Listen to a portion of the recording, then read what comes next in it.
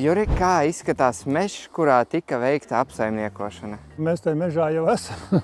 Pastāsti, kas un kāpēc te tika darīts? Mēs esam platībā, kurā pagājušā gadā tika veikta krājas kopšanas cirte. Izcirst ārā visi liekie koki, lai atstātiem būtu vairāk vietas, kur augt, lai viņi ātrāk saņemtos resnumā, lai iegūtu labāku ražu. Veicot saulaicīgu krājas kopšanas cirti, saimnieks iegūst iespēju daudz efektīvāk un saimnieciskāk izmantot savā īpašumā esošo mežu. Un cik būtiski tas ietekmēs, cik ātri izaugs koki? Atbildi zina visi tie, kuriem ir kaut kāda minimāla pieredze ar dārzkopību. Ja pavasarī iesēja burkānus, pēc tam viņus neizretina, tad rudenī burkāni ir ļoti tievi. Ja viņus izretina un veic vajadzīgo kopšanu, ravēšanu, tad rudenī ir kārtīgi burkānu raža. Ar mežu tieši tāpat kā ar burkāniem. Ja jums interesē meža īpašuma pārdošana, cirsmu pārdošana, meža apsaimniekošana, ir iespēja saņemt